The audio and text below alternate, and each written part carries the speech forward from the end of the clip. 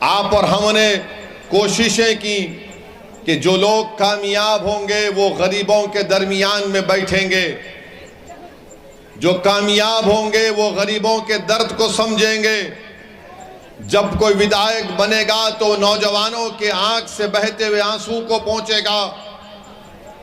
जब कोई विधायक बनेगा तो वो माँ और बहनों के उन ख्वाबों को पूरा करने की कोशिश करेगा। जब कोई कामयाब होगा तो हम और आपने ये समझकर मेहनत की कि ये हमारे घर पर आकर हमारी तकलीफ को सुनेगा।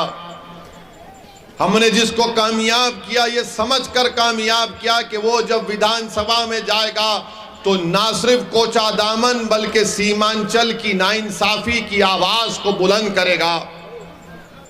मगर अफसोस इस बात का है कि उन्होंने गरीबों के साथ बैठना पसंद नहीं किया,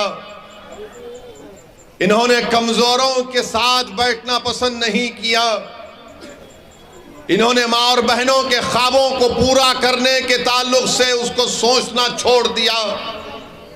उन्होंने नौजवानों को हौसला दिलाने की कोशिश नहीं की, बल्कि इन लोगों ने मिलकर गरीबों का साथ छोड़कर जालिम लोगों के चौखट पर जाकर अपने सर को झुका दिया। मजलूमों से इंसाफ करने के बजाय जालिमों को और मजबूत किया। इख्तिदार में आने के बाद इख्तिदार पर बैठने वालों से पूछने के बजाय उन्होंने गुलामी को कबूल किया। ऐसे लोग हमारा कभी साथ नहीं दे सकते थे और इन्होंने अपनी असलियत को दिखा दिया। ये गद्दारान कौम और मिल्लत हैं। अगर ये कह रहे हैं कि असदुद्दीन ओवैसी को तुमने धोखा दिया, तुमने असदुद्दीन ओवैसी को धोखा नहीं दिया, तुमने कोचा दामन के गरीबों और मजलूमों, नौजवानों को और माँ और बहनों के पीठ में तुमने खंजर घोंपा है और कभी भी यहाँ की आवाम तुमको माफ नहीं करेगी। अगर हिम्मत है तो आज आओ, इस्तीफा दो, आज इस्तीफा दो, मुकाबला करो, देखते हैं। मैं इन चारों बेईमानों से कह रहा हूं, अगर तुम में हिम्मत है तो इस्तीफा दो। खुदा की कसम खाकर कह रहा हूं, तुम जब दोबारा चुनाव लड़ोगे इस्तीफा देकर, तुम्हारी जमानत नहीं बचेगी। है तुम में हिम्मत तो बोलो, नीतीश को आ जाओ, तेजस्वी को आओ, तुम्हारे लिए कैंपेन करो। ओवैसी अकेला खड़ेगा, इन सबसे मुकाबला करेगा। मगर इस्तीफा नहीं देंगे, इस्तेसाल करेंगे। इनमें हिम्मत नहीं है इस्तीफा देने की। अरे तुम नहीं जीते, मजलिस की मोहब्बत में अवाम ने वोट दिया। तुम नहीं, तुम्हारी जात नहीं जीती, सीमांचल की लड़ाई के लिए अवाम ने वोट दिया। तुम्हारे बाप की वजह से तुम नहीं जीते, सीमांचल के गरीबों की वजह से तुमको कामयाबी मिली। ये समझ गए कि इनकी जात बहुत बड़ी है, इनफरादियत बहुत बड़ी है।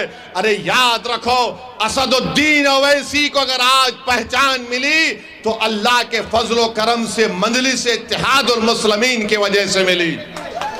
मैं मजलिस की वजह से हूं, अगर मजलिस नहीं मगर नहीं हूं तो मैं कुछ भी नहीं। तो इन लोगों ने समझ लिया कि हम बहुत बड़े हो गए। अरे तुम कभी बड़े नहीं हो सकते। तुमने कौम से गद्दारी की, सीमांचल से गद्दारी की, गरीबों से गद्दारी की। तुम छोटे थे और हमेशा छोटे रहोगे इंशाअल्लाह। मेरे अजीज दोस्तों और बुजुर्गों, ये चार के चार जब निकलकर लालू के घर पर गए तो किसी ने मुझे तस्वीर भिजाई थी कि ये चार के पैर में चप्पल नहीं है, नंगे पैर बैठे हैं। चार के पैरों में चप्पल नहीं है, नंगे पैर बैठे, और लालू उसकी औलाद के पैर में चप्पल है। ये तुम्हारी इज्जत है। अरे हम तो तुमको अपने कंधे पर बिठाया था। सीमांचल की जनता ने तुमको अपनी आंखों का नूर बनाया था, अपनी पहचान बनाया था, मगर तुमको इज्जत रास नहीं आई। तुम चले गए, उसके पैरों में चले गए, तुम लालू के परिवार के। यहां पर महागठबंधन ने सीमांचल में जनसभा की तो इसी कोचा दामन के मौसूफ ने आखिरी सफ पे उनको बिठा दिए और फोटो डाल रहे कि मैं बैठा हूं। अरे बेशर्मो, कभी तो अपनी इज्जत का तो ख्याल कर लेते। तुमको अल्लाह इज्जत दे रहा था, तुमको इज्जत रास नहीं आई। मगर मेरे अजीज दोस्तों और बुजुर्गों, सीमांचल किसने कहना शुरू किया? क्या राजद ने कहा सीमांचल? क्या लालू ने कहा सीमांचल? क्या नीतीश ने कहा सीमांचल? क्या मोदी ने कहा सीमांचल? सीमांचल अगर किसी ने कहा तो मजलिस इत्तेहादुल मुस्लिमीन ने कहा। आज हम सीमांचल कह रहे हैं तो सबको मजबूरी की हालत में बोलना पड़ रहा है सीमांचल, सीमांचल, सीमांचल। मैं आपसे वादा पहले भी किया था और आज भी कर रहा हूं, अगर सारी दुनिया मेरी खिलाफ हो जाए तब भी अकेला असदुद्दीन ओवैसी खड़े होकर सीमांचल की लड़ाई लड़ेगा। मैं दुनिया के खिलाफ जाने को तैयार हूं। और जो लोग धोखा दिए सीमांचल की आवाम को, सुन लो, अल्लाह सुब्हाना व तआला तुमको जलील और रुस्वा करेगा। अरे 2025 आएगा, तुम मुंह नहीं खोल सकते तुम्हारे सियासी आकाओं के सामने। तुम आंख में आंख नहीं मिला सकते तेजस्वी यादव से, और नीतीश को तो तुम देख ही नहीं सकते। आज बताइए इनकी क्या अहमियत है। ये मीर जाफर और मीर सादिक की तारीख को उन्होंने दोहराया है। जिसने टीपू सुल्तान को, सिराजुद्दौला को धोखा दिया, ये इन्हीं लोगों के जानशीन है। मैं इनको मुबारकबाद देता हूं कि तुमने मीर जाफर और मीर सादिक की उस गद्दारी को तुमने जनता के सामने याद दिला दिया। अब जनता जान चुकी है, अवाम जान चुकी है। ऐवान असेंबली में अगर कोई लड़ता है सीमांचल के लिए तो ये लोग मंत्री बनकर बैठ गए, अपनी गर्दन मोटी कर लिए, अपनी गर्दन को मोटी कर लिए, और मगर सीमांचल के बारे में बात नहीं कर सकते। अगर कोई जुल्म के खिलाफ आवाज उठाता है बिहार की विधानसभा में तो उसका नाम अख्तरुल ईमान है। अख्तरुल ईमान अकेला है, मगर मुझे यकीन है कि कोचा दामन में एक ही शेर काफी है इन गीदड़ों के लिए। अख्तरुल ईमान लड़ता है ऐवान में, अकेला है। 5-5, 6-6 मिनट की तकरीर अख्तरुल ईमान की उठाकर देख लो आप।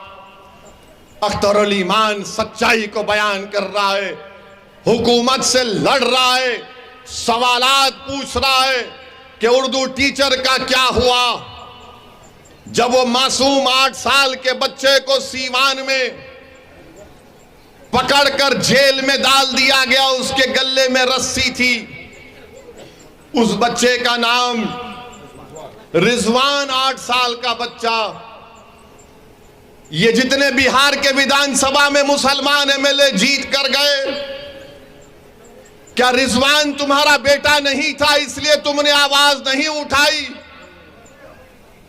8 साल का रिजवान गले में रस्सी डालकर 1 हफ्ता वो अपनी मां से दूर रहा। उसकी मां पुकार पुकार कर कह रही है कि मेरा बच्चा बच्चा है। वो 16-17 साल का नहीं है। मगर बिहार में क्या बीजेपी की सरकार थी या गठबंधन की सरकार थी जो गूंगी बनकर बैठी हुई थी?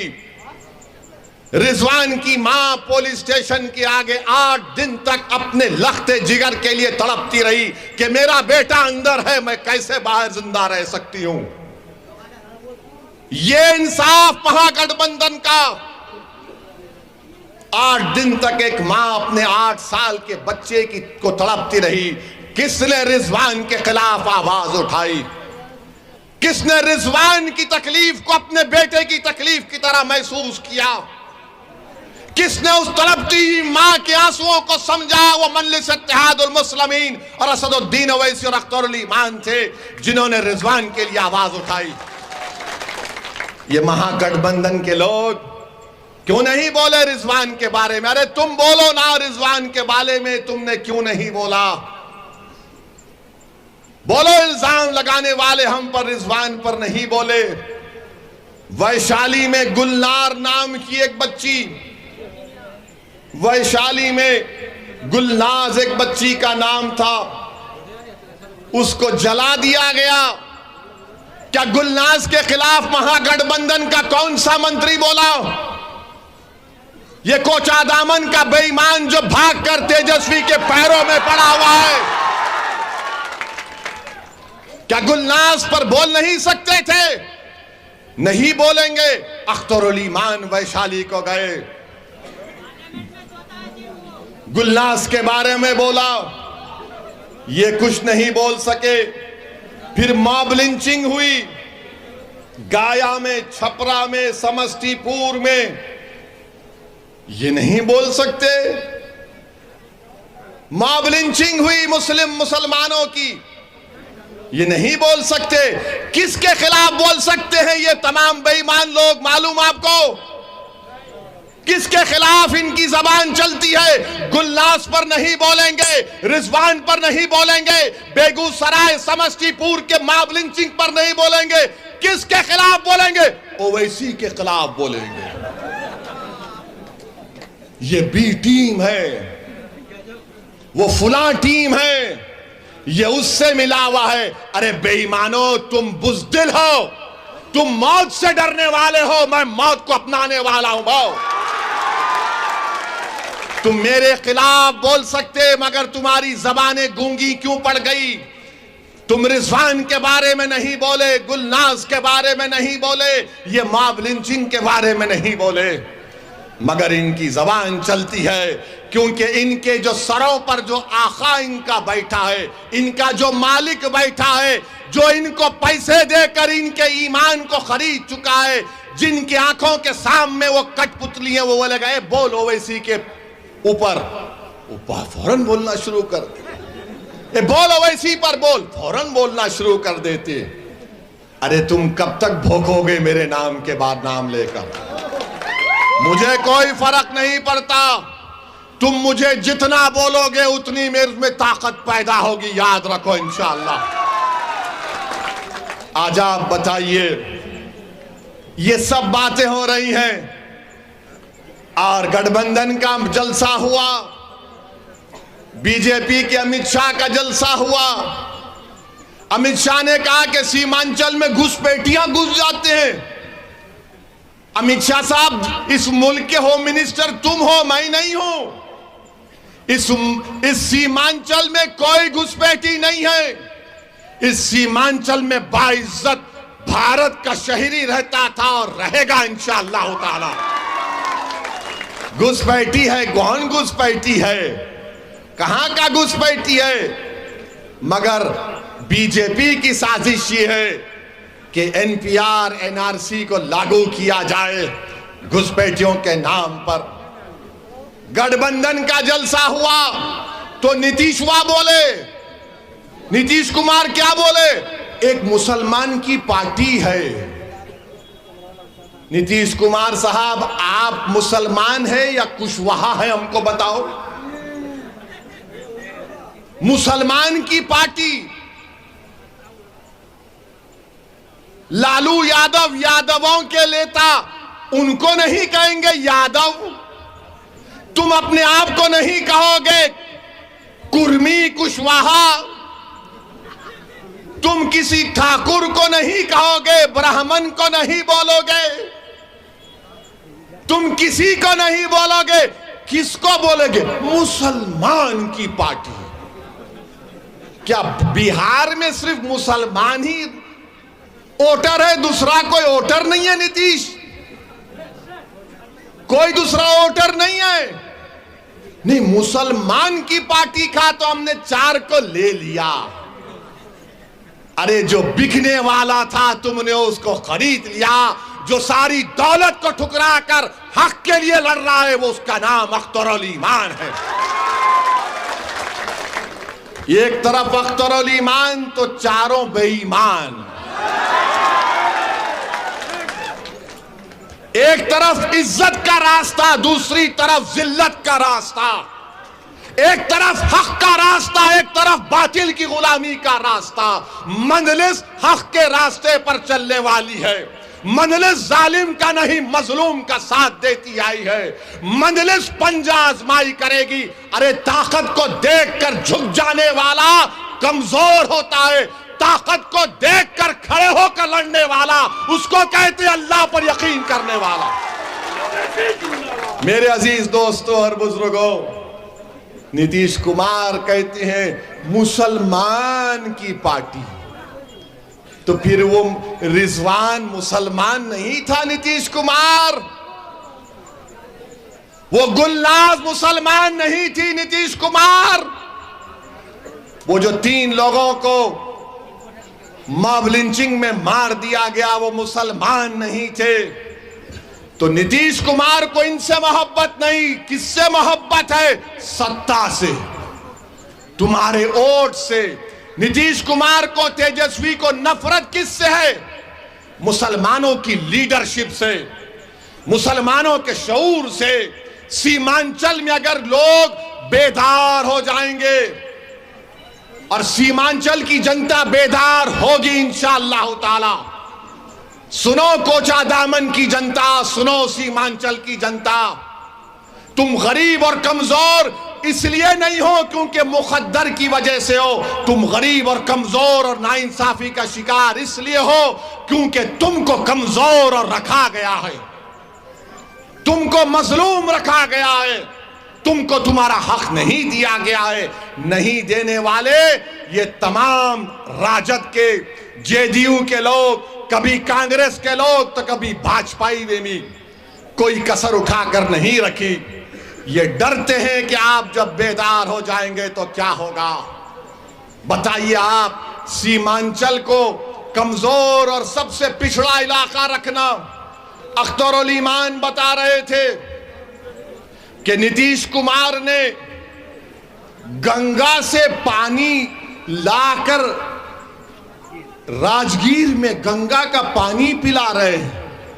नीतीश कुमार सीमांचल को कौन सा पानी पी रहा है? सीमांचल का वासी, जमीन के अंदर के पानी में एसिड है, जहर है, वो पानी सीमांचल के बच्चे, माँ और बहनें, बूढ़े, नौजवान पी रहे हैं और राजगीर के लोगों को नीतीश कुमार और तेजस्वी यादव गंगा का पानी पिला रहे हैं।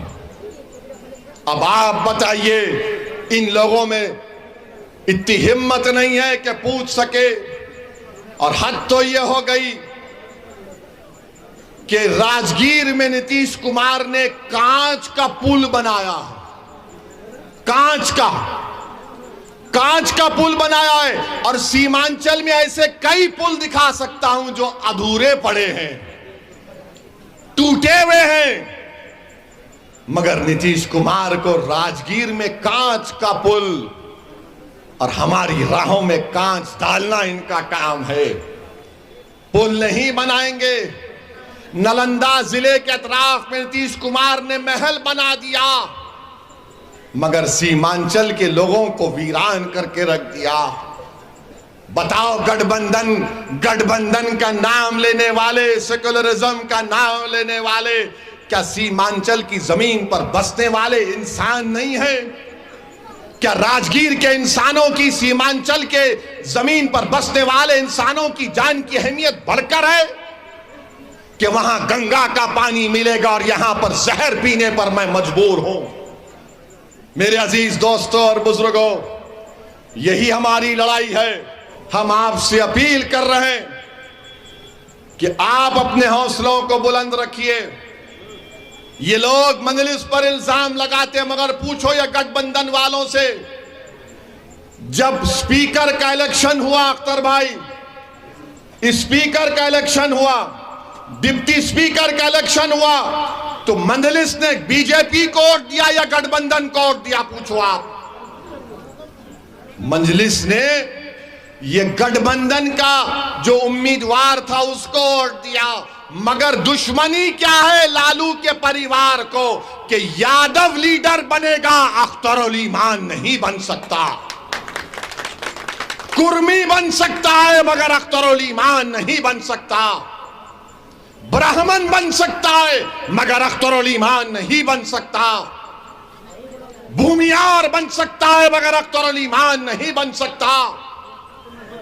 मगर इंशाअल्लाह ताला अब बिहार की राजनीति के मुकद्दर के फैसले सीमांचल से तय होंगे, मुझे यकीन है इंशाअल्लाह ताला।